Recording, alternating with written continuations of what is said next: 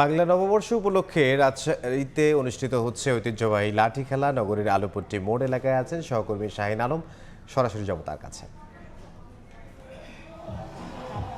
বাঙালির জাতীয় জীবনের অন্যতম একটি ঐতিহ্যবাহী খেলা হচ্ছে এই লাঠি খেলা। বাঙালির যদি শিকড় অনুসন্ধান করতে যাই বা আমরা যদি শিকড়টা অনুসন্ধান করি, তাহলে সংস্কৃতির অন্যতম অনুষঙ্গ হিসেবে সর্বপ্রথম এই লাঠি খেলাকে আমরা খুঁজে পাব। রাজশাহীতে এই ঐতিহ্যবাহী এই লাঠি খেলার আয়োজন করেছে বাংলাদেশ জাতীয়তাবাদী দল বিএনপি রাজশাহী জেলা শাখা। মূলত রাজশাহী জেলা শাখার যিনি আহ্বায়ক আবু সাইদ জাদ, তার উদ্যোগে এই লাঠি খেলার আয়োজন করা হয়েছে। মূলত বিকেল 4:30টায় রাজশাহী নগরীর আলুপট্টি মোড় থেকে এই যারা লাঠি খেলায় অংশ নিয়েছেন তারা একটি আনন্দ শোভাযাত্রা বের করেন। এই শোভাযাত্রাটি শহরের বিভিন্ন সড়ক প্রদক্ষিণ করে রাজশাহী শহরের মুক্তমঞ্চ এলাকায় এসে তারা জড়ো হয়েছেন এবং তারা এই লাঠি খেলায় অংশ নিয়েছেন, লাঠি উৎসবে অংশ নিয়েছেন। এখানকার যারা আয়োজক আছেন আমরা সবার সঙ্গে কথা বলেছি।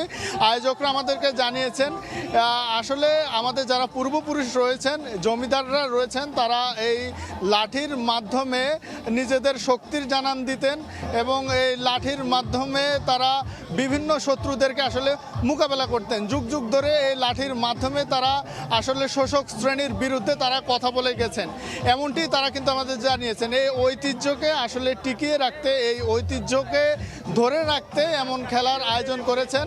মূলত বাংলা নববর্ষকে সামনে রেখে তারা জাতীয়তাবাদী দল বিএনপি নানা অনুষ্ঠানের আয়োজন করেছেন। গতকালকে নানা অনুষ্ঠানের আয়োজন করেছে এবং গতকাল দিনব্যাপী তারা নানান অনুষ্ঠানে তারা লিপ্ত ছিলেন এবং আজকে আমরা দেখেছি যে তারা লাঠি খেলার আয়োজন করেছেন। এই লাঠি খেলায় বিভিন্ন শ্রেণী পেশার মানুষ এই লাঠি খেলায় যুক্ত হয়েছে এবং তারা নিজেদের মধ্যে এই লাঠি খেলা খেলছেন এবং তারা বলছেন যে এই লাঠির মাধ্যমে কিন্তু তারা যে আন্দোলন করছেন এবং স্বৈরাচার পতনেও কিন্তু তারা এই লাঠির ভূমিকা অন্যতম ছিল বলে তারা আমাদেরকে জানিয়েছেন।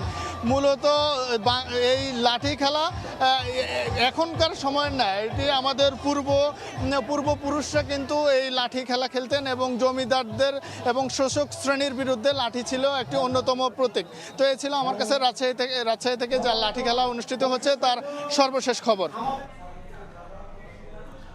রাজশাহী থেকে সহকর্মী শাহিন আলম।